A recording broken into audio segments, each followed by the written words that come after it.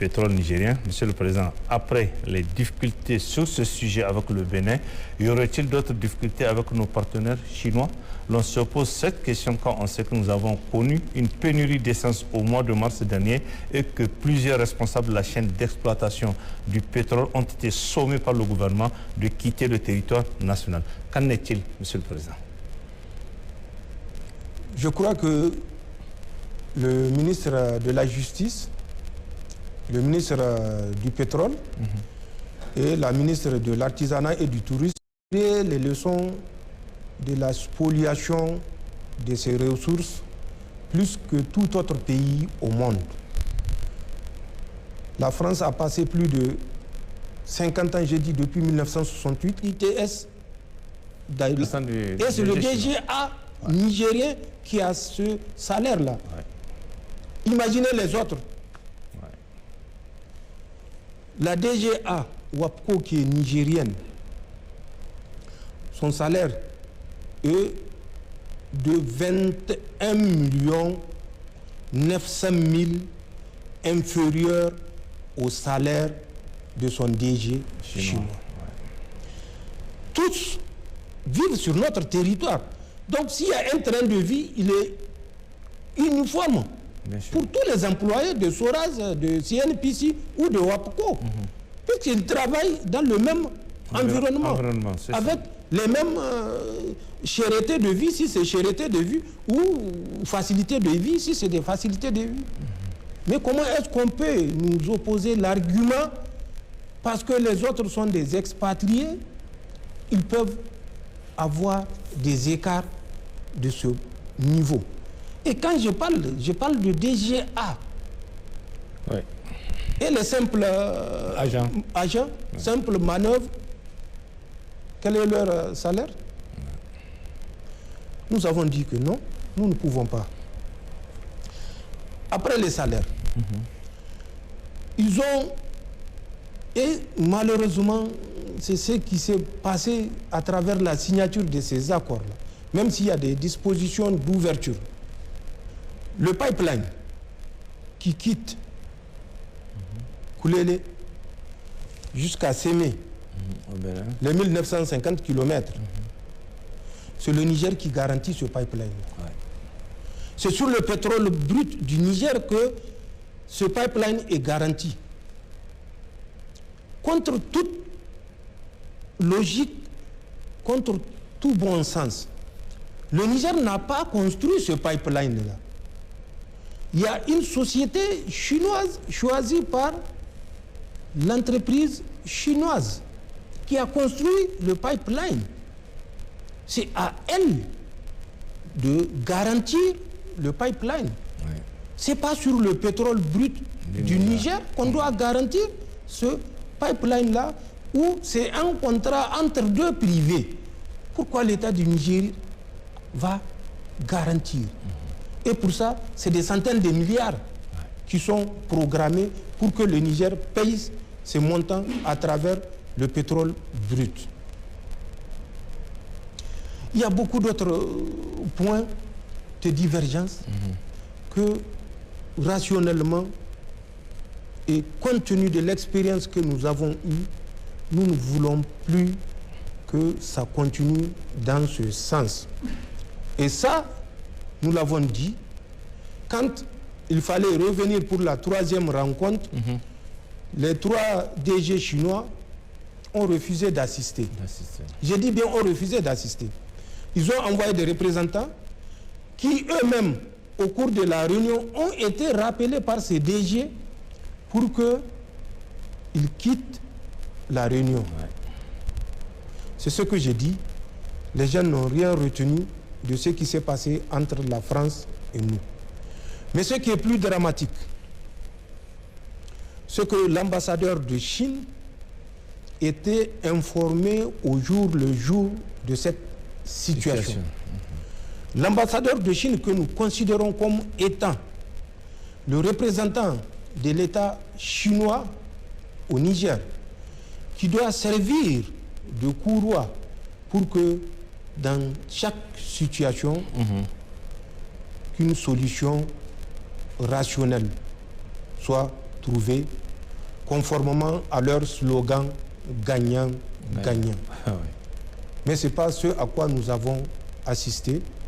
Il y a beaucoup d'autres points que je ne m'étalerai pas ici à dire, qui ont caractérisé cette tension qui s'est fait remarquer pendant un certain moment, qui a jusqu'à conduit le Niger à demander le départ de ces 3 DG et leur remplacement par la Chine.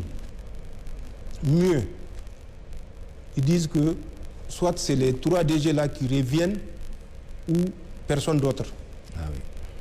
C'est pour vous dire ce qui se passe. Et ça, l'ambassadeur est au courant, comme il est au courant de beaucoup d'autres choses que nous lui avons personnellement dit de vive voix, soit à travers un ministre d'État ou bien à travers ma propre personne. D'accord. Donc, c'est ce qui fait que nous ne sommes plus disposés à donner la joue gauche, Oui. parce que Orano nous a giflé sur la joue droite. Nous ne sommes plus disposés à donner la joue gauche à quelque partenaire que ce soit. Que tous ceux qui veulent venir au Niger investir, qu'ils viennent investir parce qu'il y a des intérêts à investir au Niger. Nous savons que la France est en train de tout faire pour dissuader les investisseurs. Et ça, je ferai également une petite extrapolation pour vous dire que les Français sont partis jusqu'à concevoir des prises d'otages des ressortissants occidentaux et autres sur le territoire nigérien pour dissuader, dans un premier temps, des investisseurs à venir. Dans un deuxième temps, comme ils l'ont dit, contraindre l'Union européenne à rester avec eux pour revenir au Niger. C'est ça. Ce que je dis est vérifiable. Celui qu'ils ont utilisé pour cette sale besogne s'appelle Boubacar Dabungel. Celui qui a utilisé 3 bandits, certainement c'est des surnoms, ce n'est pas leur vrai nom.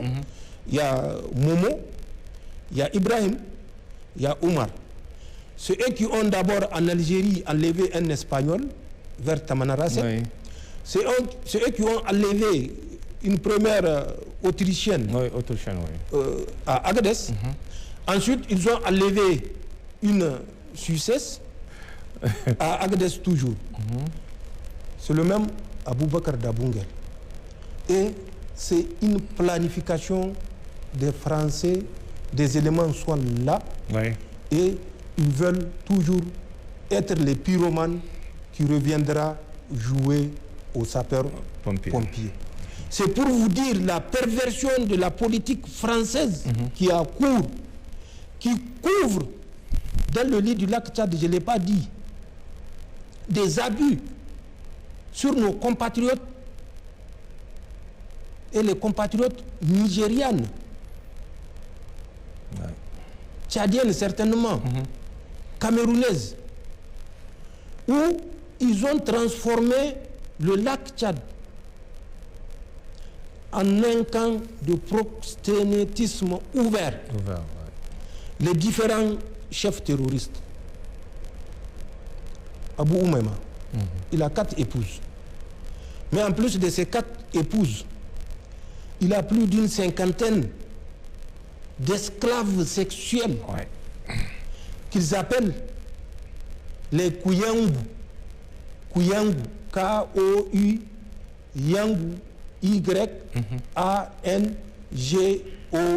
Pour ceux qui écrivent en français, et pour ceux qui écrivent en anglais, c'est de supprimer les O. Ils auront le nom Kouyangu. Il a plus de 50. C'est la même de l'autre Habib, lui également, en plus de ses opus officiels, il a des Kouyangu.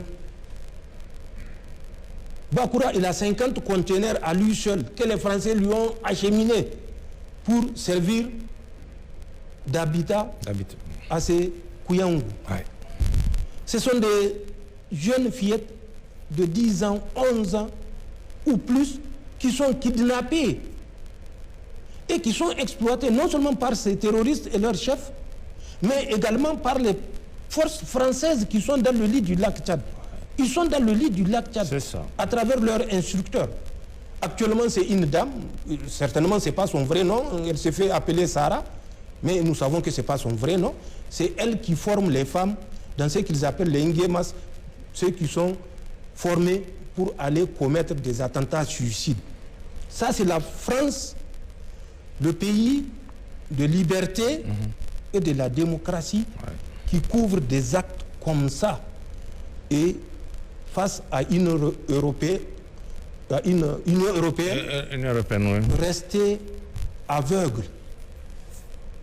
C'est des situations comme ça que nous ne voulons plus vivre.